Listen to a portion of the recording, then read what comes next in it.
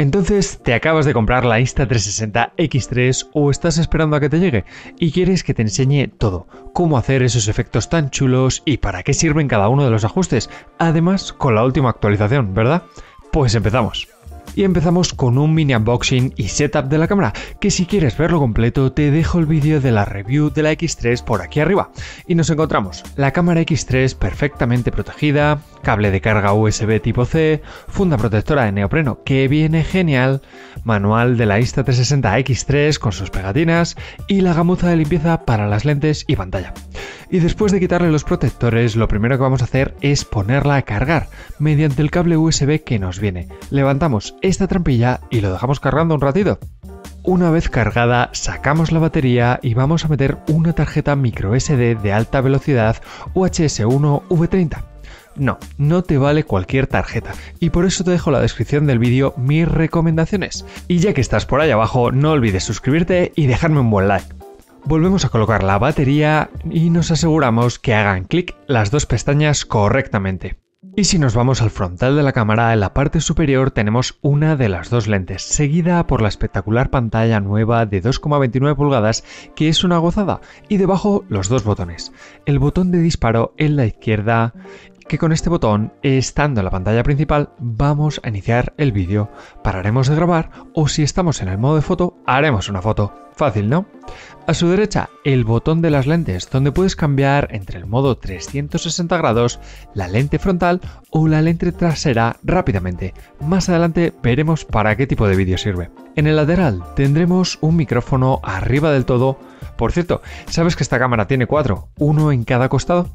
Y justo debajo el altavoz, sí, esta ranura vertical, seguido de los otros dos botones adicionales, el botón de encendido arriba y el botón de acceso rápido, lo que te permite seleccionar modos personalizados y cambiar rápidamente para distintos escenarios. Lo vemos un poco más adelante. Si encendemos la cámara con un toque en el botón de encendido y deslizamos desde la parte superior hacia abajo, tendremos el menú de los widgets. El primero en naranja será el volumen, lo que regula el nivel de volumen de los pitidos de la cámara, tanto al encenderse como al empezar a grabar. Yo lo dejo en silencio si hay mucha gente o en medio si hay bastante ruido. Al lado tenemos los LED. Esta LED inferior de la cámara que parpadea si grabamos y se ilumina cuando la cámara está encendida. Si vas a grabar un timelapse de noche, te recomiendo apagarla para que no te estropee la imagen. El siguiente es la vibración, esa ligera vibración que tenemos al movernos por los menús y cambiar de ajustes. Viene muy bien si no ves bien la pantalla y siempre lo dejo en encendido. Y este botón de un cohete es la captura rápida. Si la cámara está apagada, simplemente con pulsar el botón de grabar se encenderá y comenzará a grabar rápidamente. Si pulsas de nuevo, se para y se vuelve a apagar la cámara. Siempre lo llevo activo porque te ahorra bastante tiempo. Y el siguiente es la pregrabación, una de las novedades de este nuevo firmware de Insta360 que ha lanzado el 22 de noviembre y lo que te permite es elegir entre 15 o 30 segundos. Una vez le damos a pregrabar, lo que hace la cámara es estar grabando continuamente sin almacenar los datos y cuando le demos al botón, grabará o almacenará hasta 15 o 30 segundos antes de esa pulsación. ¿Pero para qué vale? En sitios con mucha acción o cuando sabes que va a pasar algo pero no puedes saber el momento exacto, viene genial. No te vas a volver a perder nada en tus vídeos. El siguiente será el brillo de la pantalla, el cual no es automático y que suelo llevar siempre al máximo, ya que no consume demasiada batería o al menos a mí no me lo ha parecido. Desde el icono del control remoto por Bluetooth podremos buscar un mando o control remoto de Insta360, el cual tienes a la venta en su web y en AliExpress, aunque es complicado encontrar stock. Te lo dejo el enlace en la descripción. El modo de protectores de lente, si eres precavido y compras los protectores de la lente, la cámara cuenta con un ajuste para mejorar y corregir el vídeo cuando lo llevas puestos. Y el último, el modo buceo. Si te vas a sumergir en el mar o la piscina con la cámara, la pantalla se bloquea y solo funcionan los botones físicos, además de activar el modo subacuático de captura. Y si quieres ver todos estos accesorios, os lo dejo en la descripción. Y ahora pasamos a las opciones de audio, las cuales están justo arriba a la derecha, en las que tenemos tres opciones de micrófono. La mejora direccional, que está recomendado si quieres que el sonido se capture de una forma espacial y vas a utilizar los vídeos en formato 360 grados. La reducción de viento, muy útil, como su nombre dice, cuando hace viento. Y el modo estéreo, que es el que casi siempre llevo activo. Haciendo una prueba con el audio en modo estéreo a 5,7K a 30 frames por segundo con Y también tendremos la opción de los AirPods. Desde aquí podremos conectar unos AirPods para usarlos como micrófonos inalámbricos y mejorar así la calidad de audio. Y en esta ruedecita dentada que tenemos por aquí nos vamos a los ajustes de la cámara más generales. En primer lugar tenemos el firmware, donde nos va a decir nuestra versión, el número de serie, y si queremos comprobar si tenemos la última versión nos tenemos que ir a la app, conectar la cámara y nos va a saltar la última actualización, como fue en mi caso. El modo USB te va a permitir elegir qué tipo de conexión realizar cuando se conecta algo al puerto USB. Si conectas el Quick Reader o si quieres que el PC lo reconozca para ver los archivos de la micro SD, usa el modo de disco U. La activación de Bluetooth te permite encender la cámara desde la aplicación o desde el control remoto, pero no te la aconsejo salvo que la pongas en un lugar poco accesible, ya que va a drenar la batería en muy poco tiempo, aunque esté apagada. Con el control por voz podrás controlar la cámara mediante tu voz, aunque únicamente está disponible en inglés y en chino. No está en español. Y de nuevo gasta bastante batería y tienes que cuidar la pronunciación. Úsalo solo si no puedes acceder al botón o tienes las manos ocupadas. Start recording.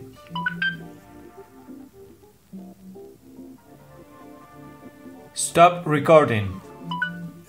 El antiparpadeo te permite que cuando la luz es baja y hay luces artificiales, a veces se suele producir un efecto algo desagradable, aunque la cámara suele hacer un buen trabajo en esta opción y yo siempre lo dejo en auto. La tasa de bits siempre lo llevo en high para conseguir los mejores resultados. Únicamente elegiría estándar si no me queda casi espacio en la tarjeta y quiero grabar. Y el apartado de la nitidez es un ajuste por el que mucha gente me pregunta y va a variar mucho tus vídeos dependiendo del que elijas. En el modo más alto, todos los objetos salen muy marcados como vemos aquí, lo cual es algo irreal y no me gusta. Y siempre queda mejor utilizar el modo de nitidez medio, ya que el más bajo desenfoca mucho y el medio consigue un buen equilibrio entre la definición y ese desenfoque del cine. El aumento del micrófono externo, si conectas un micro externo puedes ajustar el volumen dependiendo de tu modelo. La función de Auto Sleep va a determinar cuánto tarda tu cámara en apagar la pantalla cuando lo estás usando mucho. Yo lo suelo dejar en 3 minutos, por si acaso. Y durante la grabación realiza la misma acción, es decir, se apaga la pantalla aunque estés grabando a los 3 minutos. La función de apagado, siempre lo mínimo, para que no se me gaste la batería. El idioma, pues tenemos bastantes nuevos, aunque siempre tengo seleccionado en español, obviamente.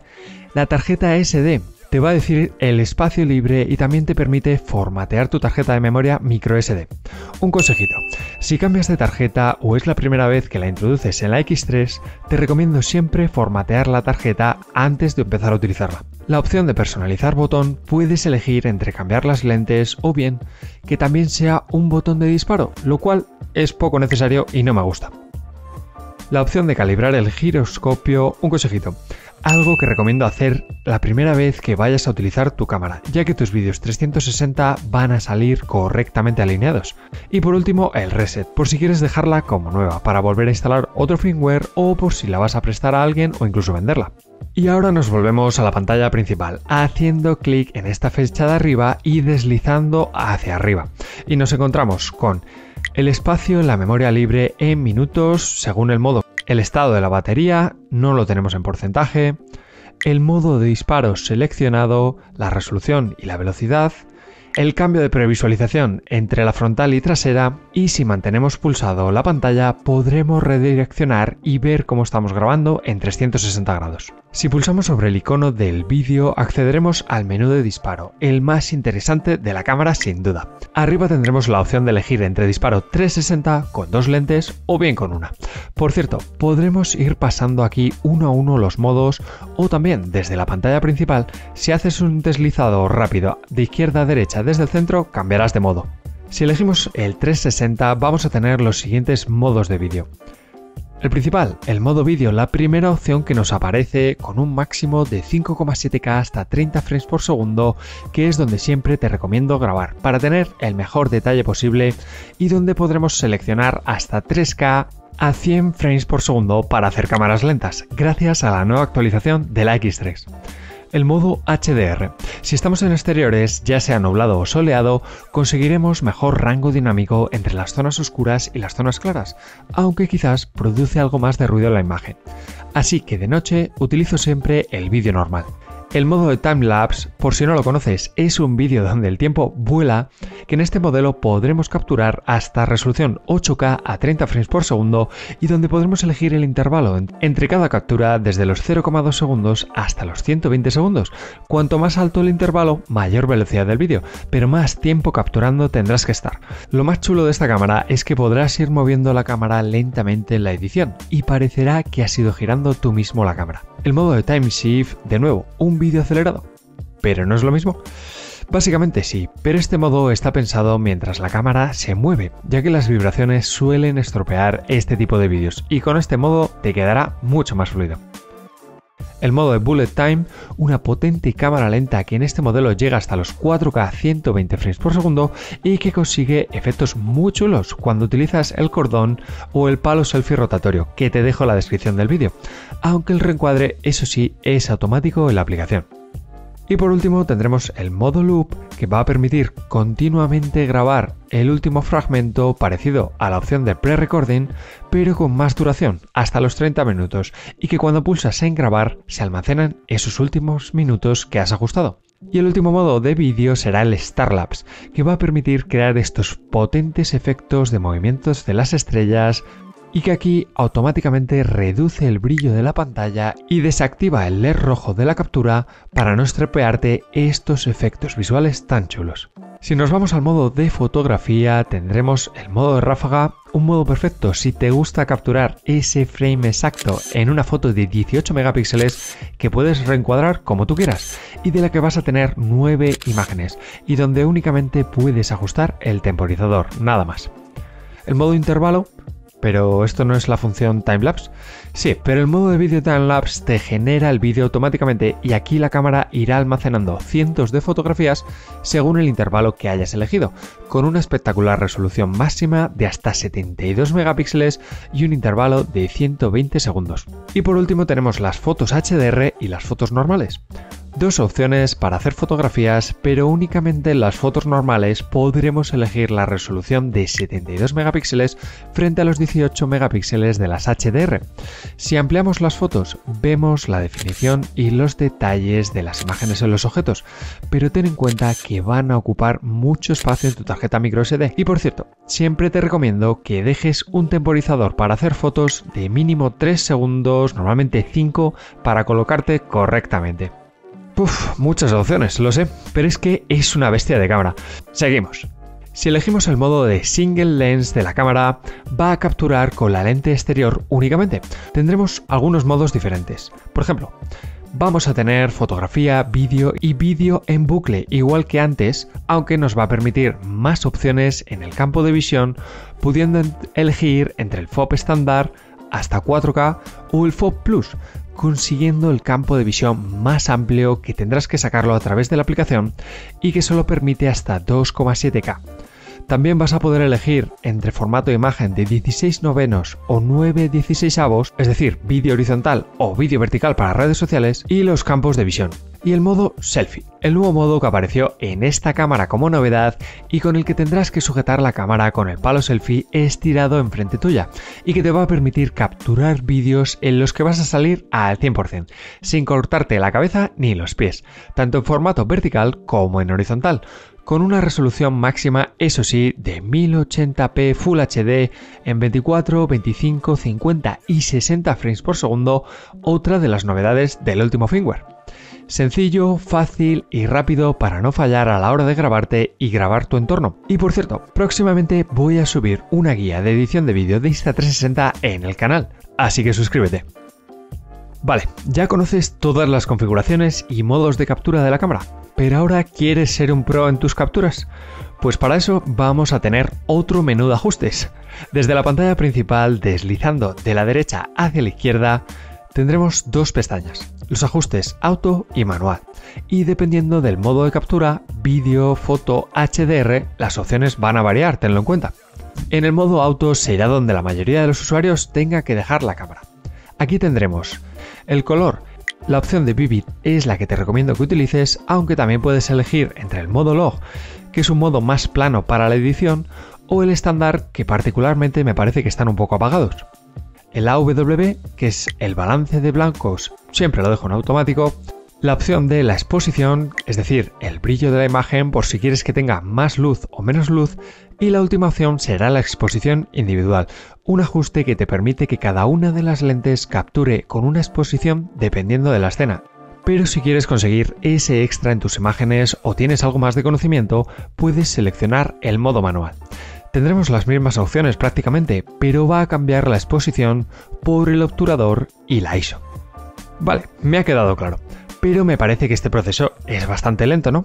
Bueno, pues si te parece muy lento el proceso de ir cambiando estos ajustes para cada escena, Insta360 ha pensado en todo. Y ese botón que veíamos en el lateral, el de accesos rápidos que no tenía la Insta360 One X2, nos va a permitir crear modos personalizados para acceder rápidamente. Simplemente una vez tengas elegidas las opciones de modo de captura y pulsaremos sobre el más de aquí arriba. Aquí nos va a decir que seleccionemos un nombre y nos indicará los ajustes que tenemos seleccionados para confirmar y guardamos. Y la próxima vez que queramos grabar rápidamente, por ejemplo en una zona con menos luz o de noche, iremos al botón de acceso rápido y seleccionaremos el preajuste que queramos. Fácil y sencillo, ¿a que sí? Y por si te lo preguntabas, vas a poder ver todas tus fotos y vídeos desde la propia cámara. Desde la pantalla principal, deslizando de la izquierda al centro, vas a poder ver todas tus capturas en formato de lista y deslizando también puedes acceder a todas ellas, así como seleccionar varias y borrar o hacerlo individualmente una a una. También vamos a poder reproducir cualquier vídeo de los capturados y movernos en la escena siempre y cuando sea una foto o vídeo 360 grados. Bueno, y eso es todo. Creo que no me he dejado nada. Si quieres saber cómo editar los vídeos y las fotos de esta cámara, suscríbete al canal que pronto voy a sacar otra guía. Y si te has quedado con ganas de más, te dejo la review completa de la X3 por aquí. Espero que os haya sido útil esta guía de principiantes de la Insta360 X3, que me dejéis un buen like y que os suscribáis porque vienen más vídeos.